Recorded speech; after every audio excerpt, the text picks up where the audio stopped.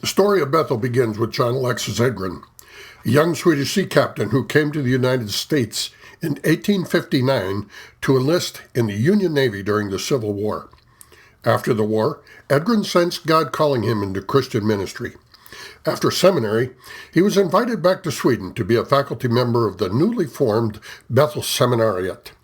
4 years later, he returned to the United States to become the pastor of First Swedish Baptist Church of Chicago.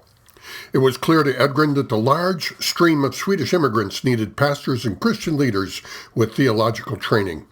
In 1871, one student, Christopher Saline, responded to an Edgren ad and traveled to Chicago. However, the day before classes were to start, the Great Chicago Fire occurred and the First Swedish Baptist Church was burned to the ground. Providentially, the Baptist Union Seminary offered Edgren an opportunity to become the Swedish department of their school. Since their campus had not been touched by the fire, the Swedish Baptist Seminary began meeting in their classroom space with access to their large library and some financial support. In 1877, the Swedish seminary was moved to the Morgan Park area of Chicago, where it was located in Morgan Hall until 1884. By that time, a total of 89 students had attended the seminary, 87 men and 2 women. Edgren was a widely gifted man. He was a pastor, scholar, linguist, oil painter, newspaper editor, and he was a house builder too. Edgren built this house in Morgan Park in 1882 from plans published in a book called Palliser's American Cottage Homes. Today this house is designated as an historical site because it is one of the finest examples of pattern book architecture in the upper Midwest. Edgren resigned from the Baptist Union in 1884, and during the summer moved the seminary to St. Paul, Minnesota. That fall he opened Swedish Baptist American Seminary as an independent school, housed in the First Swedish Baptist Church of St. Paul. Area churches provided good financial support, and the new school year began with 40 students. The promise of 40 acres of land and a 3-story building of their own convinced the seminary leadership to move the school again. In the fall of 1885, it moved to Stromsburg, Nebraska, and was renamed Central Bible Seminary. But the move was beset with problems. Amidst all the tensions, Edgren's health broke down. His doctor recommended that he go to a warmer climate to regain his health. Edgren sent his resignation to the school in August of 1887. He recommended that they ask Eric Sandell, pastor of Second Swedish Baptist Church of Chicago, to take the leadership of the school. Sandell agreed and led the school through the turmoil of the next 2 years. The next summer, the General Conference of the Swedish Baptists decided to return the school to Chicago as the Swedish department of the Baptist Union Seminary. Carl Lagergren, a pastor in Sundsvall, Sweden, was called as the new seminary dean. Lagergren provided capable and steady leadership of the seminary for the next 33 years. The seminary stayed in Chicago until 1914 and occupied 4 buildings during that time: Blake Hall, Cobb Hall, Walker Hall, and Morgan Hall once again. The university leased the buildings to them for a nominal sum during that time. Back in St. Paul, Bethel Academy opened in 1905 at Elam Baptist Church in Minneapolis. In 1907, the Academy moved to a brand new building in St. Paul on the corner of Carter and Como Avenues. Arvid Gord served as the principal of the Academy from 1905 to 1912. A.J. Wingblade became the principal in 1912 and held that post until 1936, leading the Academy to its highest enrollment of 300. In Chicago, the university notified the seminary in 1912 that it would be reducing the financial support it had been giving their program. That action set off a heated debate regarding the location of the seminary. Lagergren felt it should remain in Chicago, while others saw an opportunity to merge the seminary and the academy together in St. Paul.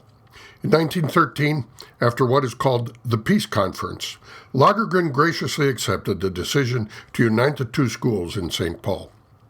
In 1914, the Swedish Baptist Conference officially became the body that owned and operated the academy and the seminary together. G. Arvid Hagström, a graduate of the Swedish seminary, was elected as the first president of the combined schools. They would be known as Bethel Academy and Theological Seminary.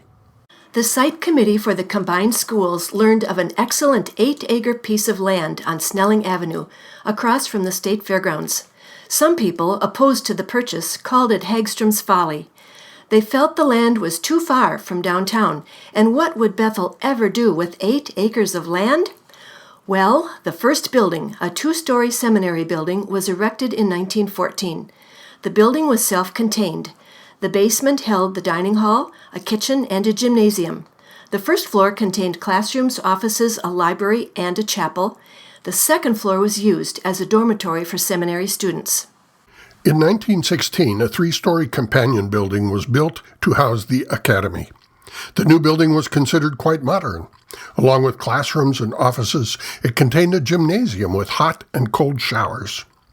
President Hagström and many lay people from the denomination worked tirelessly to fund the endeavor. They were successful and found many generous donors.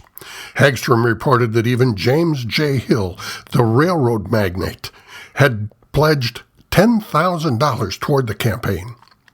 By 1920, the conference was able to announce that the mortgage had been paid in full, and the Snelling Avenue campus was now owned, free and clear.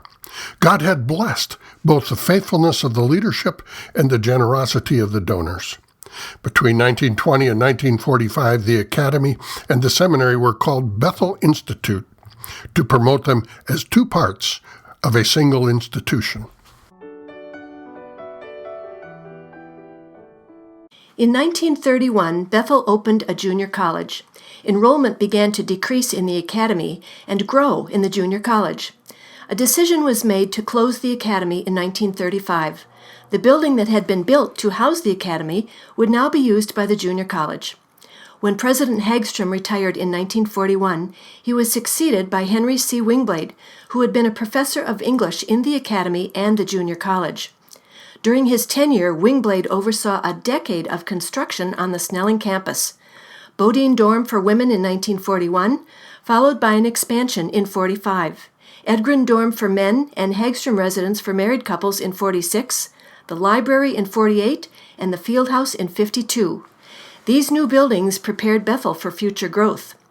Bethel Junior College became Bethel College, a full 4-year school in 1947, and began to experience increased enrollment. The schools became known as Bethel College and Seminary. By the end of Wingblade's tenure in 1954, Bethel was the largest it had ever been, with 413 in the college and 159 in the seminary. Carl Lundquist became the 3rd president of Bethel College and Seminary in 1954. At first, Lundquist thought he could make the Snelling campus work for future development. Several neighborhood houses were purchased to serve as classrooms, office space, and additional housing for students. However, they soon realized that expansion possibilities were very limited in their landlocked location. Long-range planning projections suggested that the seminary could reach 400 students and that the college could exceed 1,500 students. With projections like that for growth in both schools, it became increasingly evident that Bethel needed to relocate. Administrators and board members began visiting many potential sites. The most desirable property was 214 acres in Arden Hills, owned by the DuPont Corporation, who primarily used the land to store dynamite. But the land wasn't available. So when the Baptist General Conference met in 1961, it affirmed that Bethel should move to a yet undetermined new campus at a total cost of $12 million.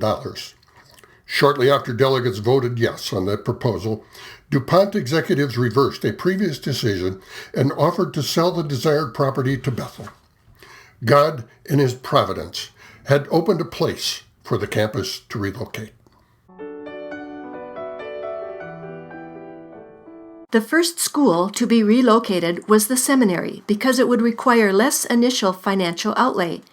The first four buildings were the classroom building, the faculty office building, the student center, and the library. They were linked together, which created a strong sense of community among students and faculty and protection from Minnesota winters. Classes began in the fall of 1965. In 1967, 3 apartment buildings were constructed for seminarians and their families. A beautiful chapel building and a recreation hall were added in 1969. As Bethel Seminary continued to grow, a San Diego campus was added in 1977. It met in the College Avenue Church and later in its own building. Similarly, a seminary extension was established on the East Coast in 1997. However, the growing demand for seminary courses online and the stress of escalating costs have since forced the closure of both extensions, but they remain a significant part of Bethel's history. The historic Scandia Church was moved to the Bethel campus in 1972. The Scandia Church is a great visual link to the immigrants who established Bethel so many years ago. The first college building on the Arden Hills campus was Nelson Hall. It was funded by an anonymous donor with the stipulation that it be built immediately. It was built in 1968 and stood for 4 years as a commitment to relocate the Bethel College campus. By 1970, progress to move the college had stalled. The seminary buildings had drawn down the available funds while construction costs continued to rise. To get the process back on track, the Bethel faculty offered to take a pay freeze for several years. With that encouragement, the board voted in 1970 to proceed with caution to construct the college complex. Art Haig, a Bethel alum, would serve as the builder. Paul Olin, a conference layman, came forward to supervise the project. Of course, this did not solve the financial challenges, which remained high for several years. President Lundquist later reflected, "Faith led us into taking big risks, and God kept us for years on the edge of failure, but that also kept us on our knees." By the next year, 4 connected college buildings were standing on the campus. They were the Academic Center, Fine Arts Center, Learning Resource Center, and the Physical Education Center. In addition, 2 townhouses were built near Nelson Dorm. The 1972 school year started on the Arden Hills campus. A dream had come true. The college continued to grow, and dorm space was needed. Edgren and Bodine were constructed in 1978 to establish what is known today as Freshman Hill. When Dr. Lundquist retired in 1982, his vision of relocating the Bethel campus was alive and well. George Brushauber became Bethel's 4th president in 1982. Pictures of George with a shovel in his hand were not uncommon during his years as president. 19 additional building projects were completed during his tenure. Athletic facilities were needed on the new campus. The Sports and Recreation Center was built in 1985. The football field and Royal Stadium in 1996. Hargis Park, the Bethel baseball field, was completed in 2000, and the Ona Orth Athletic Complex for soccer, softball, and tennis was completed in 2002. In 1994, the soaring Benson Great Hall and the Carl Lundquist Community Life Center were built, finally completing the unfinished end of the college complex. Today, that complex serves as a front door to the campus. As the college continued to grow, more housing was needed. Getch Hall was added to Freshman Hill in 1985. Heritage Hall was built in 1999, and Listener Hall was completed in 2005. Signs into the campus were changed in 2004 when Bethel College and Seminary became Bethel University, reflecting the growth of both schools as they added new programs and new degrees, including master's and doctoral degrees. The $105 million Student Center project was started in 2006. It contained a 2-story dining center, a small cafe, a coffee shop, gathering spaces for students, and offices for the student government. The name Brushauber Commons was announced at President Brushauber's retirement dinner in 2008 in recognition of his long tenure and his great influence on the school. Dr. J. Barnes became the 5th president of Bethel in 2008.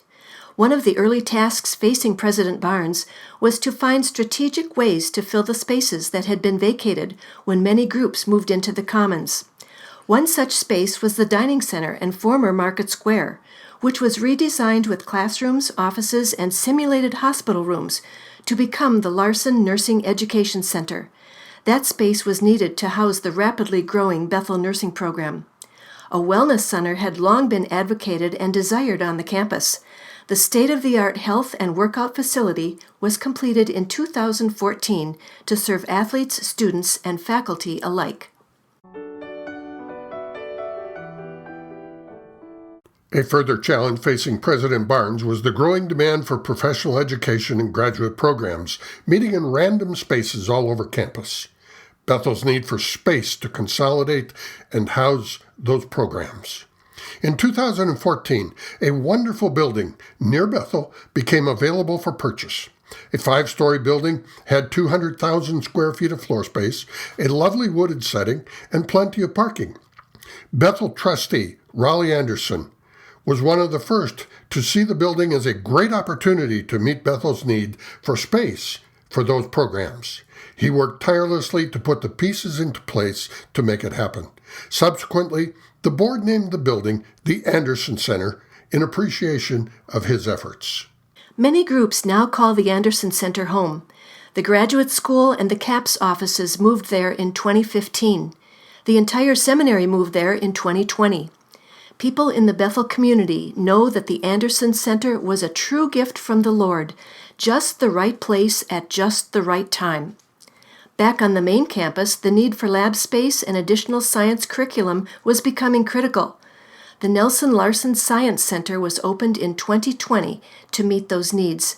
The state-of-the-art equipment and spaces in the new Science Center are designed to meet the need of a growing demand among college students for science, technology, and engineering. After serving as president for 12 years, J. Barnes retired in 2020. Ross Allen, the 6th president of Bethel, took office that same year. Allen is the first president who is himself a graduate of Bethel College. As president, Allen took office in 2020. The global pandemic was sweeping the nation. Online classes, masks, and social distancing became the norm. This was not an ideal time to begin a presidency, but Allen and his staff managed the pandemic well. President Allen quickly followed his predecessors, stepping out in faith with a $150 million Called to More capital campaign, focused on the goals of affordability, facilities, and innovation for Bethel's future. On September 12, 2022, President Allen cut the ribbon for the new Johnson Neuroscience Lab. Neuroscience is an interdisciplinary major combining psychology and biology to study the structure and function of the mind. This space was made possible through the Called to More campaign. The hashtag Transform the Hill became a rallying cry for the new artificial turf football field and the surrounding outdoor track, the very first outdoor track in Bethel's history. The last elements of that project were completed in the summer of 2022. We thank God for the many houses He has allowed Bethel to inhabit over 150 years. The story of Bethel is a consistent story of wise, godly leadership, stepping out in faith, and faithful, generous donors who give and pray to establish the next generation of Christ followers at Bethel. The houses of Bethel tell that story again and again and again. Sola Deo Gloria. To God be the glory.